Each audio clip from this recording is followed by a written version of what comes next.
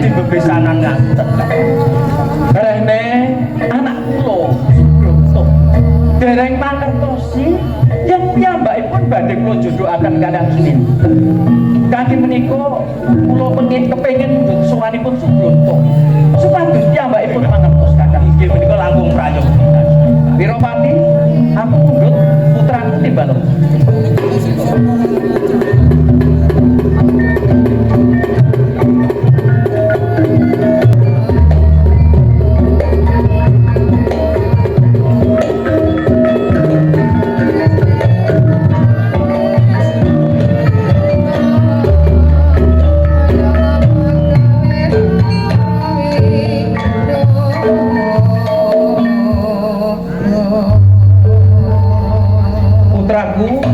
Subroto bocah bagus. Kula wonten dawuh Kanjeng. Kaget tak timbali. Sangat anggen kula kejot dene Rama Adipati timbali ingkang putra. Yo. Boten kesupen ingkang putra ngaturaken sugeng pangapunten kunjuk. Yo. Ndak tampa bektimu kang kunjuk ana ngersane Rama. Pangestuku tamanono, Nggih. Kula tampi mugi dadosna rah daging. Lagi opo ana ing dalem kasatriyan? Ijih netepi jejibahan kula wentah para wiranem lan ugi para prajurit wonten ing Kadipaten Trenggalek menika. Oh iya iya. Yo kang ndak pundhut marang sliramu. Rene sliramu kuwi putraku kang ndak gandang-gandang. Tembe mburine mengko kang bakal nglintir alengganing Kadipaten Galek. Mula seritamu gegulangan kaprajan gegulangan Tata Praja supaya sakwise mengko aku surup kasejaan jati seliramu kang ngasta pusarane ngaji ing Kadipaten Galek wis ora kebingungan meneh Subroto.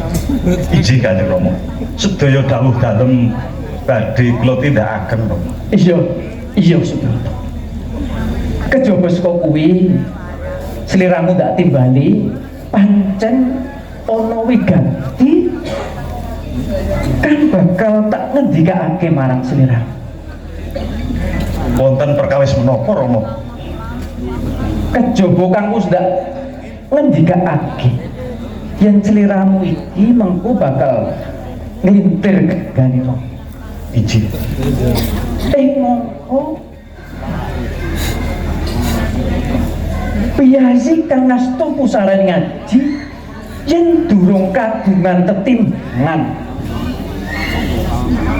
iki tundone kurang ora ana sing kanggo rembugan ngrembug bab tata tentreming Kadipaten munggahe medune ana ing kulawarga ing Kadipaten Galek.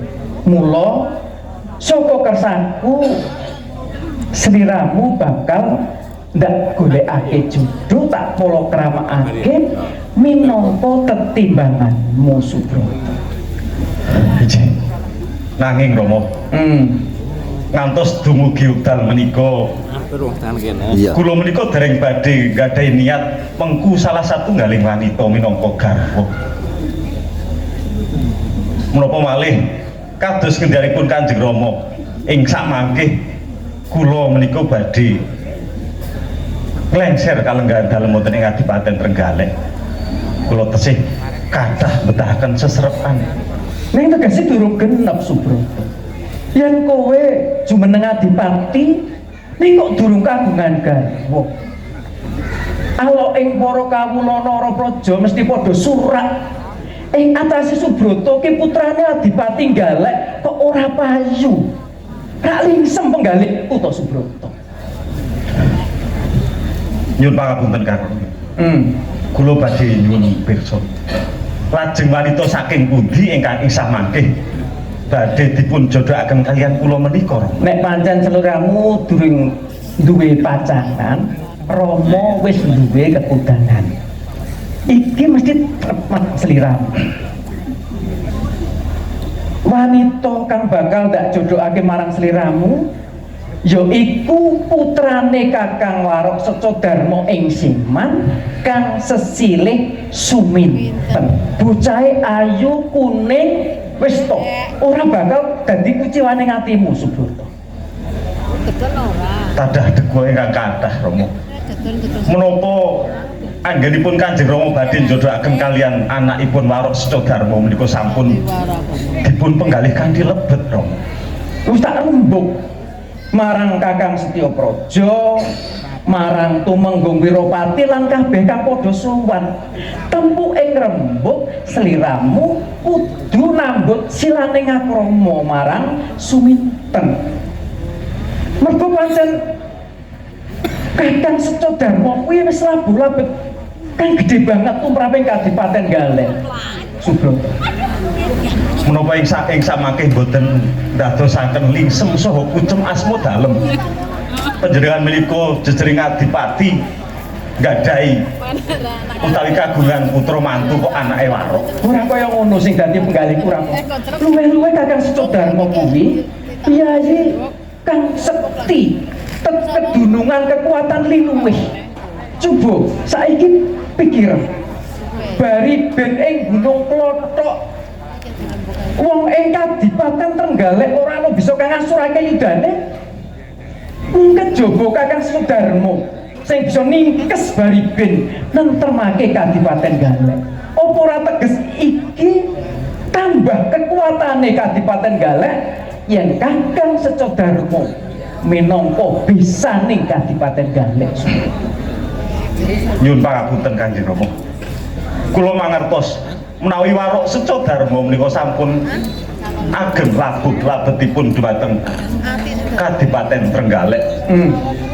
Menawi Kanjeng Rama badhe paring bebungah, paring kekucah, menapa mboten dipun paringi ingkang wujud bondo donya kemawon Rama. Upama wis kersa Subrata, wis tak kari, tak paringi Mas Picis Raja Brana ora kersa. Tak sengkakake naluhur minangka Narapraja punggawa ing Kadipaten ya ora kersa. Tibaning penggalihku kang kekucah kanggo Kakang Secodarmo ya mung putrane Suminten tak pundhut mlebu minangka mantuku ing Kadipaten Galeh bakal nambut silane ngakrama marang sliramu. Menapa kedah kula Rama? Kathah naya praja ing Trenggalek. Menika kados paman patih menika. Napa kedah kula? Orang guyon to Subrata. Punten dalem sewu Kanjeng Adipati kok bareng derek cawe-cawe Yo, iya kan monggo Kakang. dan Mas Broto. Kula paman. Mbok cobi dipun penggalih to menapa ingkang dados dawuhipun Rama Kanjeng Adipati. Panjenengan menika ing mangkenipun niku badhe dipun mulyakaken. Boten wonten tiyang sepuhipun badhe nyengsaraken dhateng putranipun boten. Ingkang sepisan kaping kalih pinangka tandha bebinga dhateng Kakang Secodarmo ingkang sampun labuh-labet dhateng Kadipaten Trenggalek. Panjenengan badhe dipun cocokaken kalian nggih putranipun utawi yoganipun nggih menika. Nggih, dimerike kendhekane kok. Nanging paman, kula menika dereng tepang kalian ingkang nama Suminten anakipun Warok Secodarmo menika. Sakniki panjenengan saged ngendika dereng tepang nanging manipun panjenengan mawon wani. Wong tresna niku mangke jalaran saking kulina, boten kulina mawon tresna dibeton mriku niki kok kados pundi to? Iya. Boten paman. Nyuwun pangapunten Kanjeng Rama. Boten ateges kula batal dawuh Kanjeng Rama. Nanging menawi kula dipun dawuh kalian Suminten anakipun Warok Secodarmo, nyuwun pangapunten Subrata, kula aku iki jejering adipati. Ngendikaku iki dimidhangetake marang kabeh para kawula Narapraja ing Kadipaten Galeh. Seklimah ngendikaku destukake dening para Narapraja lan kawula. Kene yo. Sliramu kuwi putraku sing mesti tak kudang-kudang. Minangka dadi kekudangane atiku. Mengko tembung burene bakal nglintir kalengganku. njur kowe kudu nambut silane ngaku Rama supaya nggon mulenggah ana ing Kadipaten Galek iki dadi genep. Ayo temen to Kak Penggali. Sepeda malih nyuwun pangapunten Rama. Kula dereng saged nyendikani dawuhipun Kanjeng Rama menawi kula kedah daud kalian suminten anakipun Warok Secodarma. Subrata, ana dalan loro kang kudu tok pilih. Siji sendika, loro ngestakaken dawuh. Iki dawuhku. Nyuwun pangapunten boten wonten ingkang kula pilih, Rama. Subrata, wong temenan. Aku wong tuamu. Tak upamakake kowe kuwi gaman aku iki pandene. Gene aku pandhe ora bisa ngomong marang gaman. Sing kanggo pengarep-arepku ning Kadipaten Galek. Sepisan meneh aku mundhut kowe kudu gelem palakrama karo si Suminten. Boten Rama. Ngendikane Rama wis ora tok gugu. Boten ateges kula boten gugu ngendikanipun Kanjeng Rama. Nyuwun pangapunten kula boten. Subrata, Kula Rama. kowe wis ora kena ndakluk meneh. Aku wong tuamu ning kowe malah badal marang dawuhku. Sepet mripatku. Timbang kowe mapan ana ing Kadipaten Galek. Gawe sukertane atiku. Kowe lunga saka Kadipaten Galek.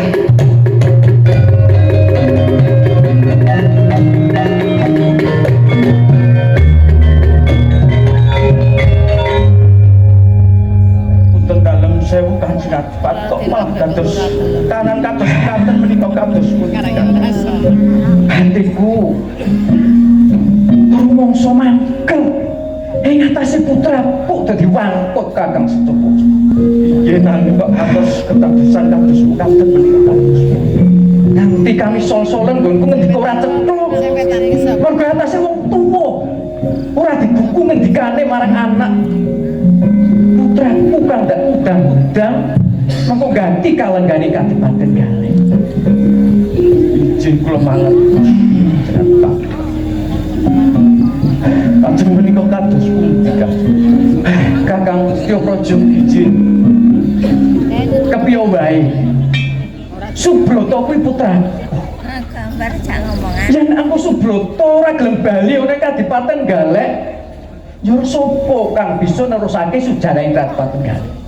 Mula mumpung durung adoh, tungkanan Subrata pripun supaya bali ning Kadipaten Galek? Bareng pamit Wiropati, pisuwanan dibubarake.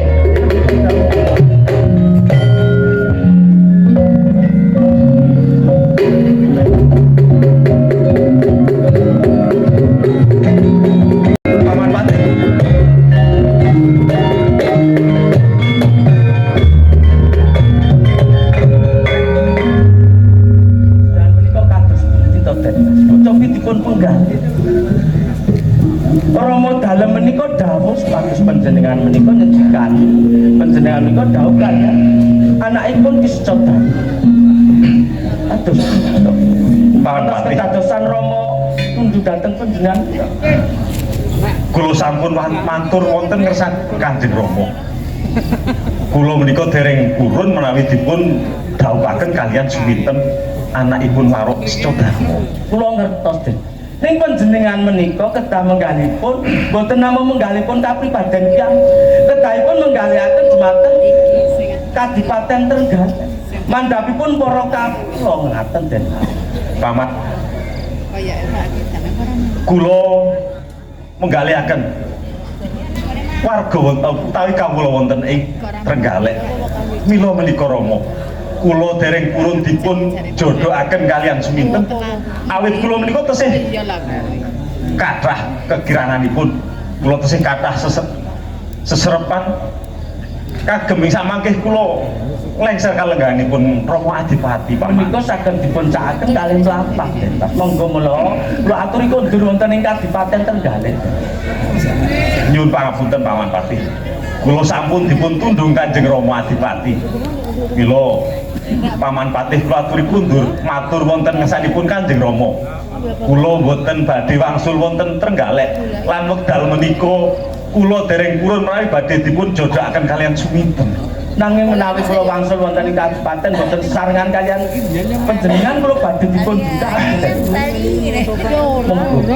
Monggo badhe pun wonten ing kabupaten. Mboten pawan nyuwun pangapunten. Monggo panjenengan kemawon kan ingkang kula aturi kondur wonten ing Trenggalek.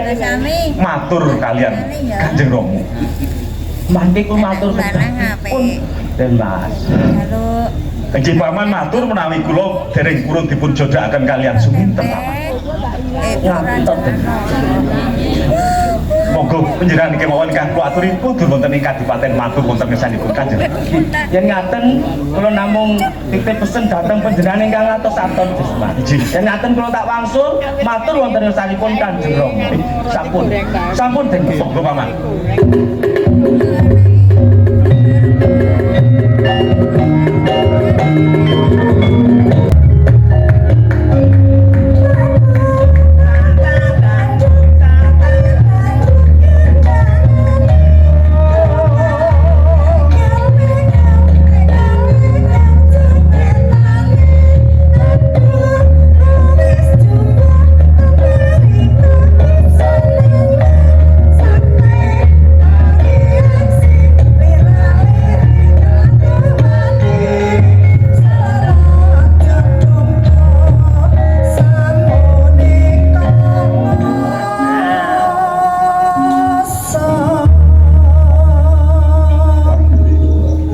Modern ki yo nganggo ban bekas barang. Siji loro. Yuk. Siji, ayo. Cek koyo rasa was-wasan. Koyo nek nampani amplop kan lho.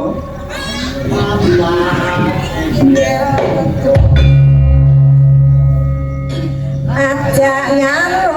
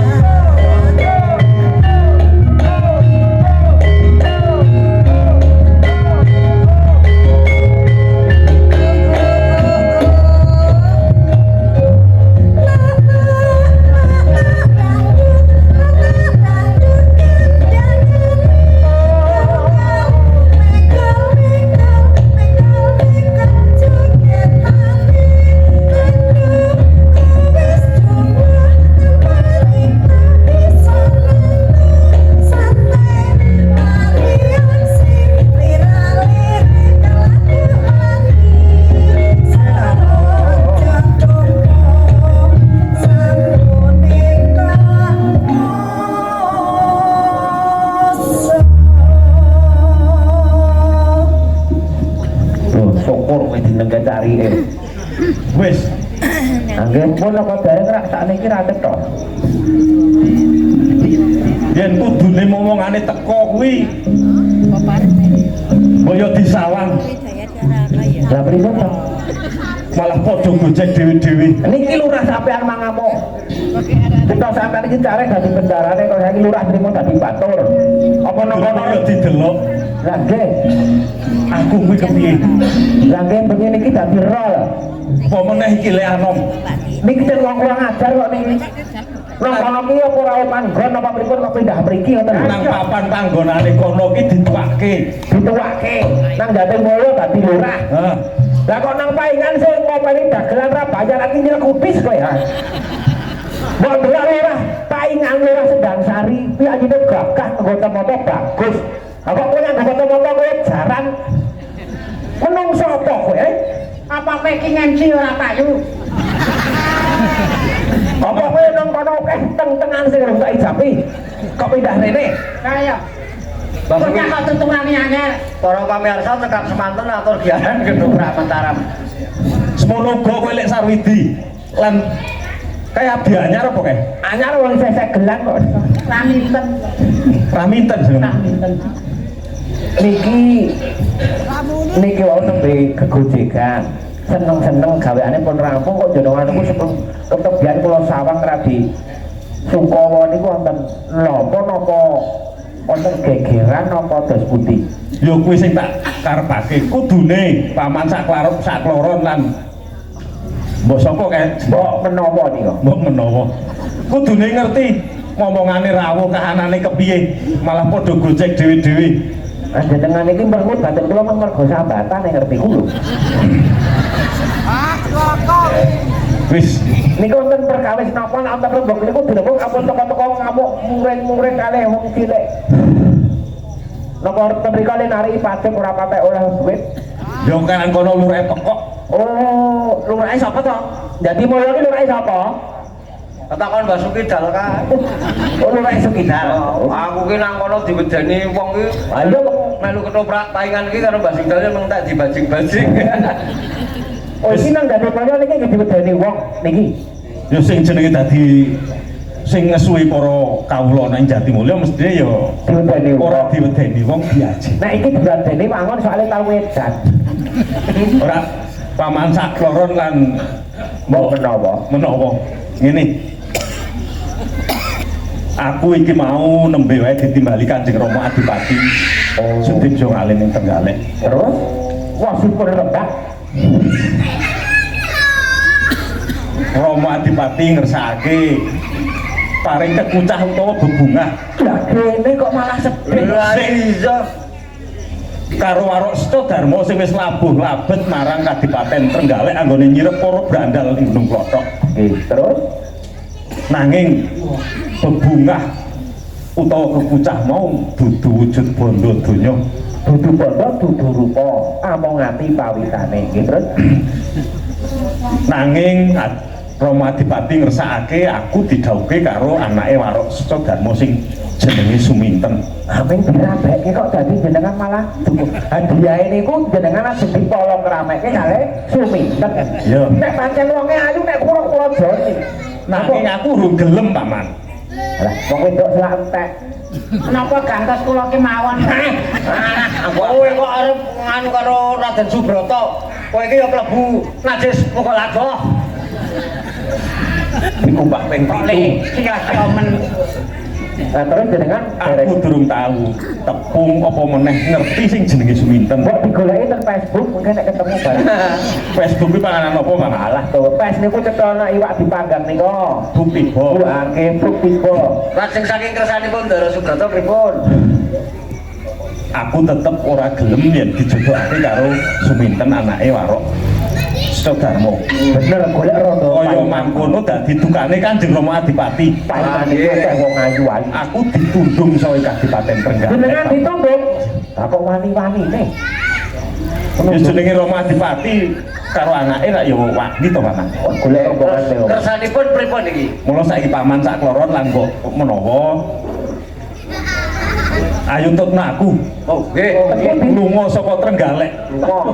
Durung ngerti papan sing dituju. Wah, ngetutake jembakaing sak. Siap, Ayo. derek.